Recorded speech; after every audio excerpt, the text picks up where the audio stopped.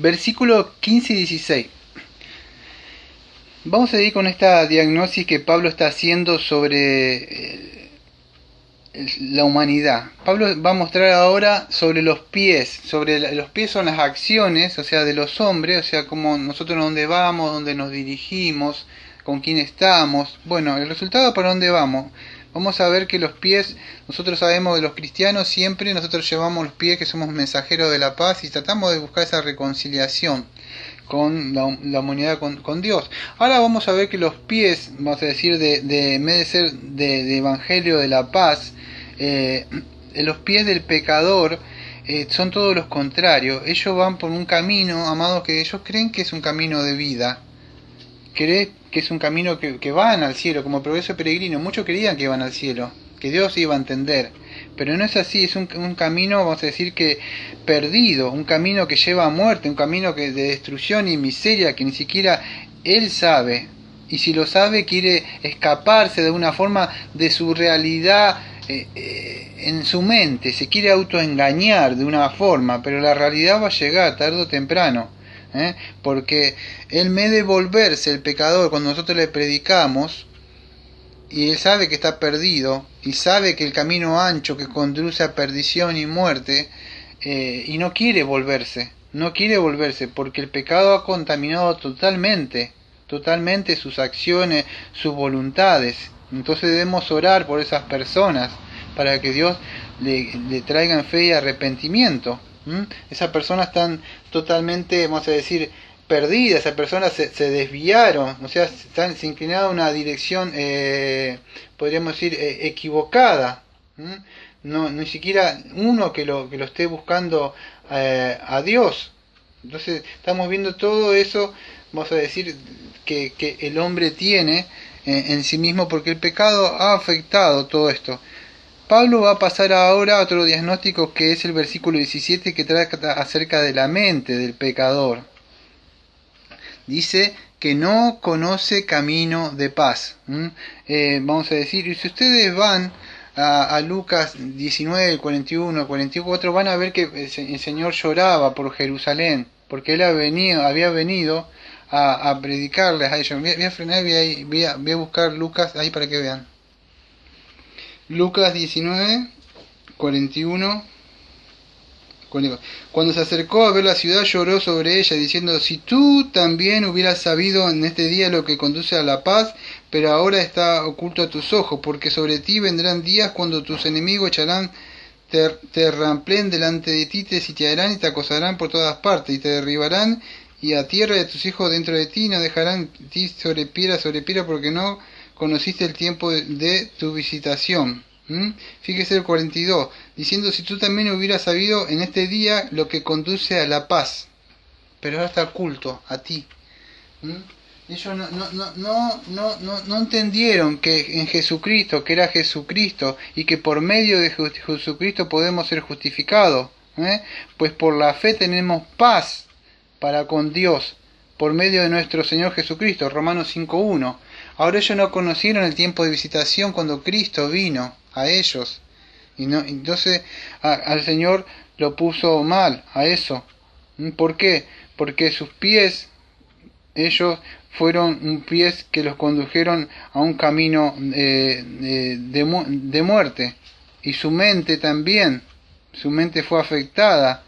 ¿Por qué fue su mente afectada? Porque el pecador, vamos a decir, no quiere, vamos a decir, saber de Dios, no quiere conocer la verdad. En Romanos 1.21, ya vimos, 25, 28, él conoce, sabe, y si no, por información, por las cosas naturales, pero él se niega a saber, se niega a reconocer que hay un Dios. Él prefiere creerle a Satanás que creerle a Dios. Él prefiere creer la mentira, y eso es lo que ha hecho el pecado ciega. En vez de estar creyendo en el Señor Jesucristo para estar con paz, prefieren, vamos a decir, creer, vamos a decir, dice en su corazón: hay paz, pero no hay paz amados para ellos. ¿Por qué? Porque están enemistados. Pablo sigue en el versículo 18, y él va a citar, vamos a decir, el Salmo 36, versículo 1. Y ahí, fíjese que es el orgullo. En el Salmo 36 dice, no hay temor de Dios delante de sus ojos. El orgullo, amado, es algo como Satanás y el pecado. El pecado se quiere sentar en el trono. Creo que es en Romanos 6:14, si no me equivoco. Dice que no dejé que el pecado reine en vuestro corazón. Bueno, el pecado quiere sentarse. Dice, yo me sentaré en el lugar del Señor, donde tiene que estar reinando. Entonces es orgulloso. El pecado no quiere que Dios... ¿Por qué? ¿Por qué no quiere abandonar sus cosas? ¿Por qué no quiere dejar sus amistades? ¿No quiere dejar sus cosas que le hacen perder tiempo? ¿Por qué? Porque eso significaría humillarse ante los pies de Cristo. Y Él no quiere humillarse. Significaría rendirse, hacer proscuneo pero Él prefiere hacerle proscuneo a Satanás, a las cosas que el mundo le da. Y eso es lo que sucede. El orgullo es arrogante, el pecador no tiene un temor delante de sus ojos. Y eso es lo que sucede con él. Y eso es lo que lo va llevando al camino de perdición. Proverbios 1:7 dice, el principio de la sabiduría es el temor del Señor. Y eso no hace que haya, vamos a decir, un temor para con Dios. El principio de la sabiduría creo que es el temor de Dios, dice Proverbios 1:7. Y si no me equivoco, el 8:13, tendría que chequearlo, dice que el temor de Dios es aborrecer lo malo. Entonces eso tendría que ir de la mano. Y el impío no quiere, que es orgulloso, él quiere seguir viviendo su vida. Bueno, vamos a ver que entonces toda esta cita que Pablo mostró del Antiguo Testamento, por arriba que estuve yo mostrando, deberían conducirlo por lo menos al hombre, como dice Filipenses 2:10 y 11, para que todo en el nombre de Jesús se doble toda rodilla que está en los cielos y en la tierra y debajo de la tierra, y toda lengua confiesa que Jesucristo que es Señor, para la gloria de Dios Padre. Pero el hombre no quiere hacerlo. El hombre no quiere, el hombre en su condición perdida, vemos que está completamente perdido, no quiere, pero vamos a ver que por la ley su boca es cerrada. No hay ninguna defensa, que ahora vamos a seguir avanzando sobre esto. Tengo un tiempito más, así que voy a seguir hablando un poco de esto antes de la última grabación que voy a hacer, explicar esto, la total depravación en el último estudio. En estos minutos que me quedan, voy a explicar un poco más sobre esto, ahora que tengo un poco más de tiempo. No hay ninguno, vamos a hacer un repaso, entonces que busca a Dios, no hay temor de Dios. ¿Por qué? Porque toda la persona que rechaza a Dios tiende, vamos a decir, a ir en camino de perdición, hacia la iniquidad. Cuando una persona no teme a Dios, amado, ustedes los van a ver que ellos buscan situaciones o lugares con el ir de alejarse de la presencia de Dios.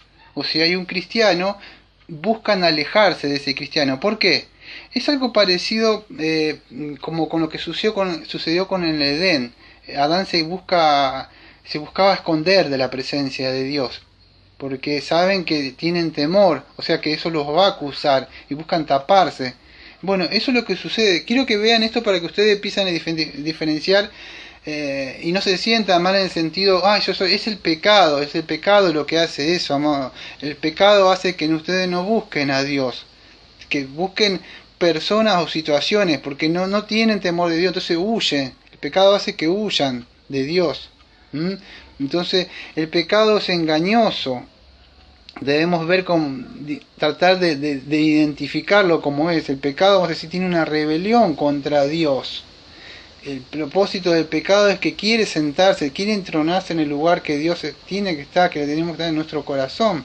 Pero lo que sucede con el pecado es eso, que él quiere ocupar un lugar que lamentablemente no le pertenece. Ese lugar solamente le pertenece a Dios. Y eso es lo que sucede, lo que hace el pecado, afectó toda la constitución humana. No es como hay unos círculos que se han conocido, no lo digo con maldad, pero se llaman arminianos. Ellos dicen que el pecado afectó parcialmente, amados, y el hombre tiene una libertad, un libre albedrío. Eso es imposible.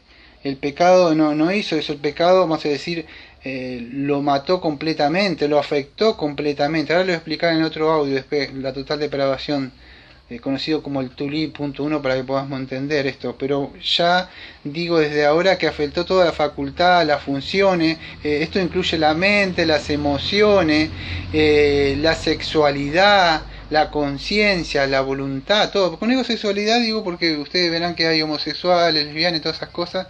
Entonces el pecado ha afectado todo eso. conciencia, voluntad, ha destrozado todo, ha hecho un desastre totalmente. Entonces el hombre fue creado, vamos a decir, para glorificar a Dios. Todo lo que tenemos, amados, nuestros oídos, nuestros ojos, nuestras manos, nuestros pies, nuestras lenguas, fueron creados para glorificar a Dios, para hablar de Él, para escuchar la palabra de Él. Y cuando Adán estaba en el huerto gozando de ese beneficio, él escuchaba, Dios le hablaba, su lengua le comunicaba a Eva. En cambio hoy no, la lengua, Satanás afectó y su lengua ahora, cuando él abre su lengua, hable maledicencias, sale como un sepulcro abierto, como una lengua de áspide. ¿Por qué lengua de serpiente? Porque Satanás, la personificación es esa serpiente, un veneno, está llena, más decir, de maldición, amargura, sus pies siempre buscando ir a juntarse o hacer una maldad, hablar de esto, contaminar con su lengua, hablar de esta persona, hablar de aquel. Porque es el pecado, amado, el pecado hace eso. No buscan, no son veloces para predicar la palabra, para buscar la reconciliación. El pecado es lo que es eso. Eso es. Quiero que entiendan algo, que lo digo yo hace años. El pecado está vivo, amados. No es solamente como 1 Juan 3:4 dice que es infracción de la ley de Dios. El pecado está dentro.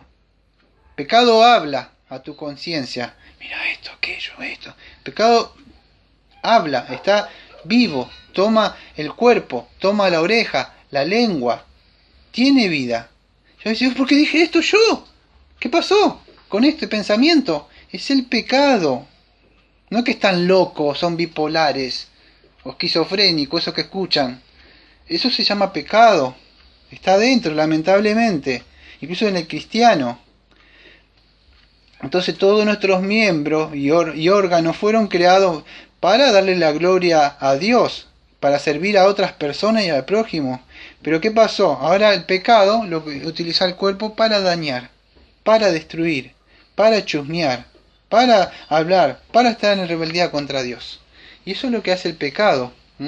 Eso vamos a ver dentro de un rato, la total depravación, vamos a decir cómo afectó todo nuestro ser, toda nuestra, vamos a decir, toda nuestra naturaleza. Por eso la persona en su vida cotidiana, ustedes lo pueden ver, gente que toma, ebria, criminales, adultos, asesinos, todo eso que sucede es un resultado del pecado.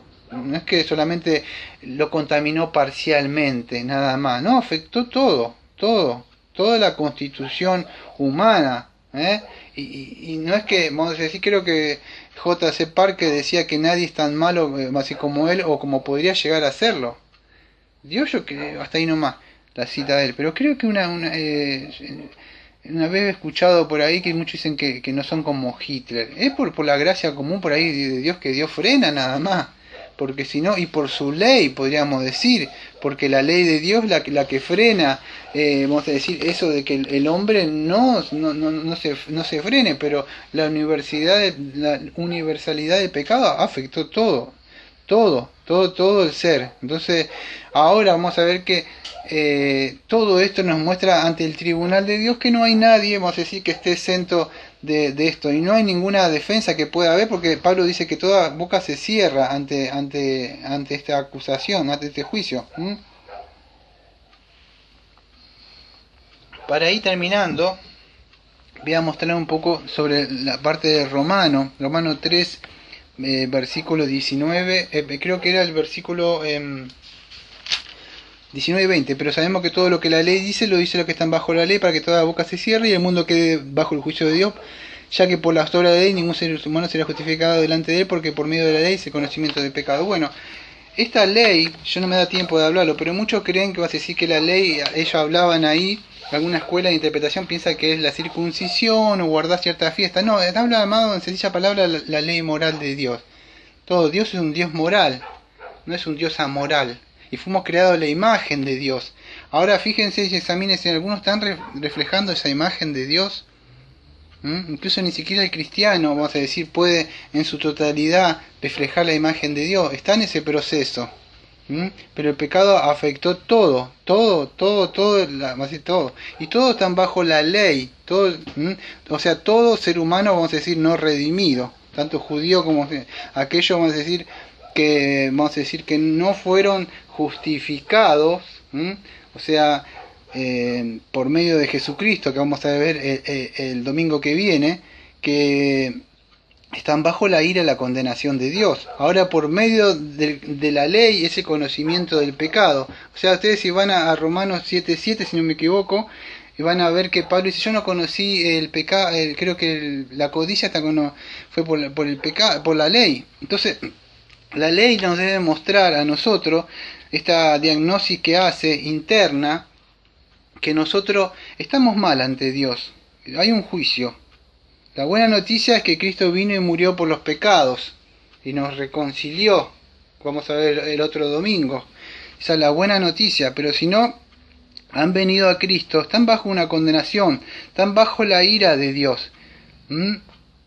Y hoy es un tiempo, amado, para que puedan clamar por la misericordia de Dios, porque Cristo vino a morir por los pecadores. Vino a morir por los injustos, por los impíos, no por personas buenas. Vino a morir por aquellas personas que el Padre le dio ante la fundación del mundo. Y no estamos hablando de escogidos ni nada de eso. Estamos hablando ahora de que hoy es un tiempo de gracia. Un tiempo donde la puerta está abierta. Donde la persona puede decir, vengo así como dice el himno, así como estás. Sucio, esa es la mejor condición para venir. ¿Qué tengo que hacer, Daniel? Lo único que debes hacer es reconocer tu condición pecaminosa, decir, Padre, yo sé, Padre, o ir a Él o a Dios y decirle, reconozco que soy pecador, que estoy mal ante ti. Sálvame, ten misericordia de mí. Y clama a Cristo, y clama a Cristo, y clama a Cristo por perdón de pecado. Vamos a pasar a la última parte de la total depravación del hombre.